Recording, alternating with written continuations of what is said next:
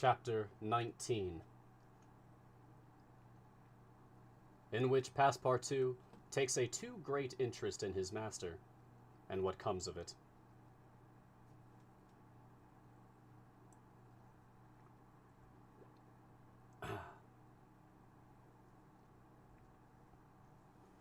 Hong Kong is an island which came into the possession of the English by the Treaty of Nankin after the War of 1842, and the colonizing genius of the English has created upon it an important city and an excellent port.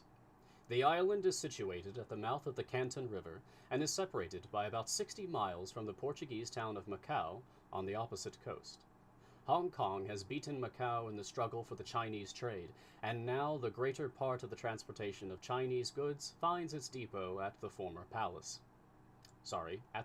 place. Docks, hospitals, wharves, a Gothic cathedral, a government house, macadamized streets, give to Hong Kong the appearance of a town in Kent or Surrey transferred by some strange magic to the Antipodes. Passepartout wandered, with his hands in his pockets, toward the Victoria port, gazing as he went at the curious palanquins and other modes of conveyance, and the groups of Chinese, Japanese, and Europeans who passed to and fro in the streets. Hong Kong seemed to him not unlike Bombay, Calcutta, and Singapore, since, like them, it betrayed everywhere the evidence of English supremacy. At the Victoria port he found a confused mass of ships of all nations, English, French, American, and Dutch, men of war and trading vessels, Japanese and Chinese junks, sempas, tonkas, and flower boats, which formed so many floating parterres. Passepartout noticed in the crowd a number of the natives who seemed very old and were dressed in yellow. On going into a barber's to get shaved, he learned that these ancient men were all at least 80 years old, at which age they are permitted to wear yellow, which is the imperial color. Passepartout, without exactly knowing why, thought this very funny. On reaching the quay where they were to embark on the Carnatic, he was not astonished to find Fix walking up and down. The detective seemed very much disturbed and disappointed. "This is bad," muttered Passepartout, "for the gentlemen of the Reform Club." He accosted Fix with a merry smile, as if he had not perceived that gentleman's chagrin. The detective had indeed good reasons to inveigh against the bad luck which pursued him. The warrant had not come. It was certainly on the way, but as certainly it could not now reach Hong Kong for several days, and, this being the last English territory on Mr. Fogg's route, the robber would escape unless he could manage to detain him. "Well, Monsieur Fix," said Passepartout, "have you decided to go with us so far as America?" "Yes," returned Fix, through his set teeth. "Good!" exclaimed Passepartout, laughing heartily. "I knew you couldn't persuade yourself to separate from us. Come and engage your berth." They entered the steamer office and secured cabins for 4 persons. The clerk, as he gave them the tickets, informed them that, the repairs on the Carnatic having been completed, the steamer would leave that very evening and not next morning, as had been announced.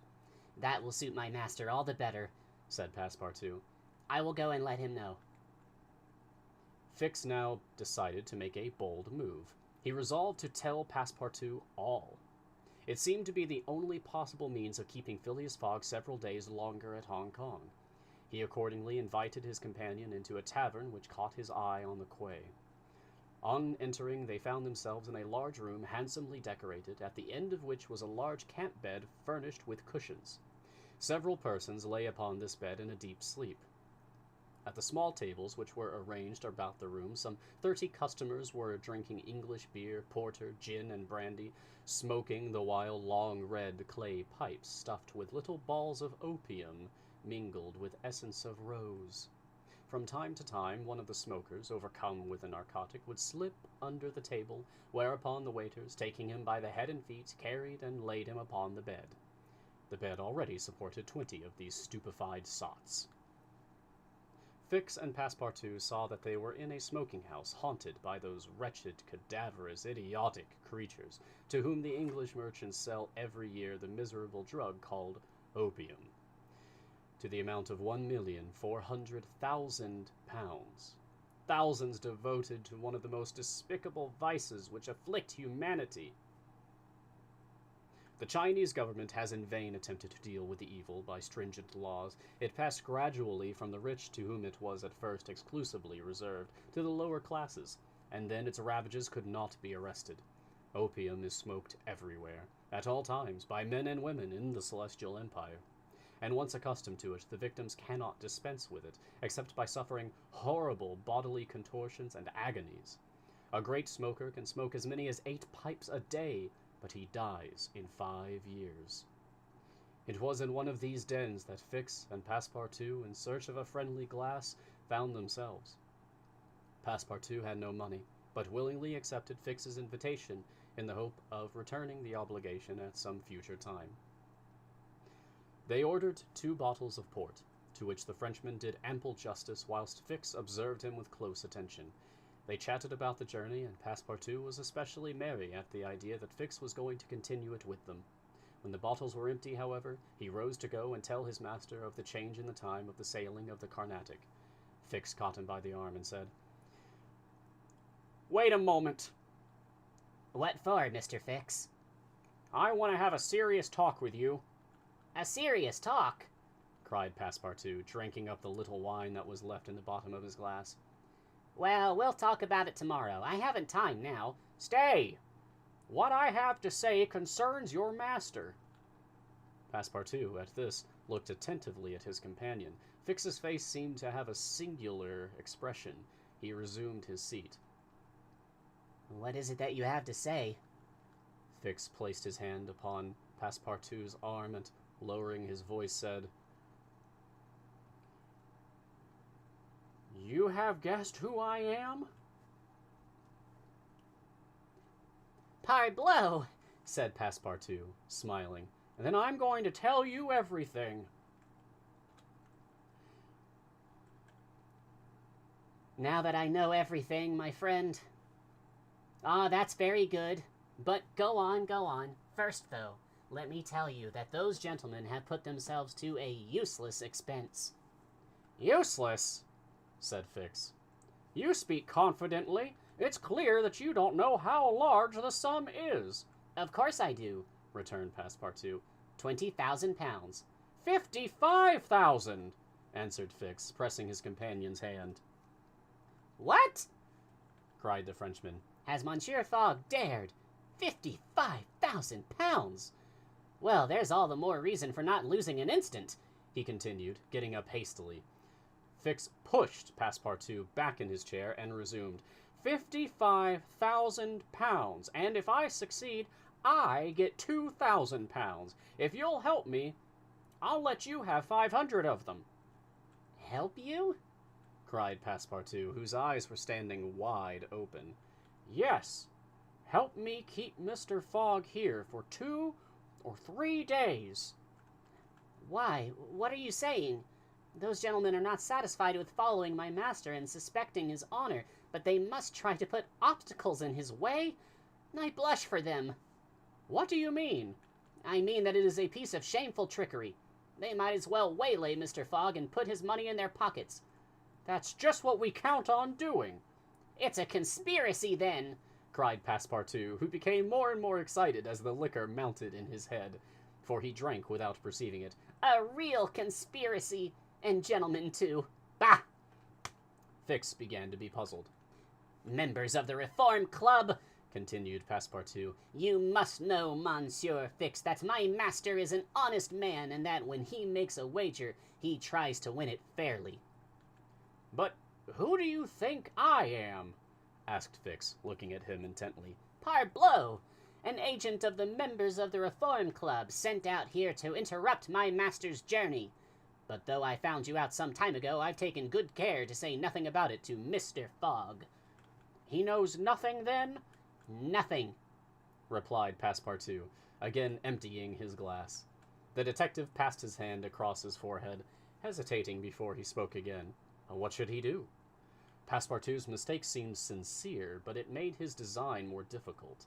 It was evident that the servant was not the master's accomplice, as Fix has been inclined to suspect. "Well," said the detective to himself, As he's not an accomplice, he will help me. He had no time to lose. Fogg must be detained at Hong Kong, so he resolved to make a clean breast of it. "Listen to me," said Fix abruptly. "I am not, as you think, an agent of the members of the Reform Club." "Bah!" retorted Passepartout with an air of raillery. "I am a police detective sent out here by the London office." "You? A detective?" "I will prove it. Here's my commission."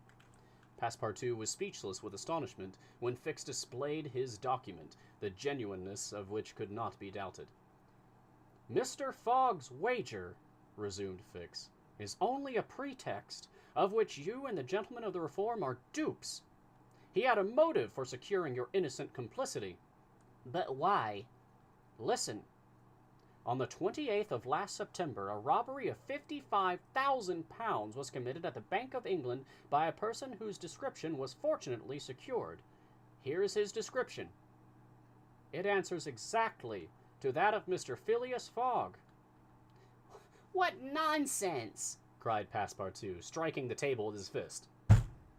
"My master is the most honorable of men."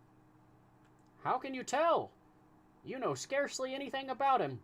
You went into his service the day he came away, and he came away on a foolish pretext without trunks and carrying a large amount in banknotes, and yet you are bold enough to assert that he is an honest man." "Yes, "Yes," repeated the poor fellow mechanically. "Would you like to be arrested as his accomplice?" Passepartout, overcome by what he had heard, held his head between his hands and did not dare to look at the detective. Phileas Fogg, the savior of Aouda, that brave and generous man, a robber! And yet how many presumptions there were against him! Passepartout essayed to reject the suspicions which forced themselves upon his mind. He did not wish to believe that his master was guilty. "Well, what do you want of me?" said he, at last, with an effort. "See here," replied Fix. "I have tracked Mr. Fogg to this place, but as yet I have failed to receive the warrant of arrest for which I sent to London. You must help me to keep him here in Hong Kong. I will share with you the £2,000 reward offered by the Bank of England." "Never!" replied Passepartout, who tried to rise, but fell back exhausted in mind and body. "Mr. Fix," he stammered, "even should what you say be true, if my master is really the robber you're seeking for, which I deny, I have been, am, in his service. I have seen his generosity and goodness, and I will never betray him, not for all the gold in the world. I come from a village where they don't eat that kind of bread." "You refuse?" "I refuse." "Consider that I've said nothing," said Fix, "and let us drink." "Yes, let us drink." Passepartout felt himself yielding more and more to the effects of the liquor. Fix, seeing that he must at all hazards be separated from his master, wished to entirely overcome him. Some pipes full of opium lay upon the table. Fix slipped one into Passepartout's hand. He took it, put it between his lips, lit it, drew several puffs, and his head, becoming heavy under the influence of the narcotic, fell upon the table. "At last," said Fix, seeing Passepartout unconscious, "Mr. Fogg will not be informed of the Carnatic's departure, and if he is, he will have to go without his cursed Frenchman." And after paying his bill, Fix left the tavern. End of chapter, so I will take a quick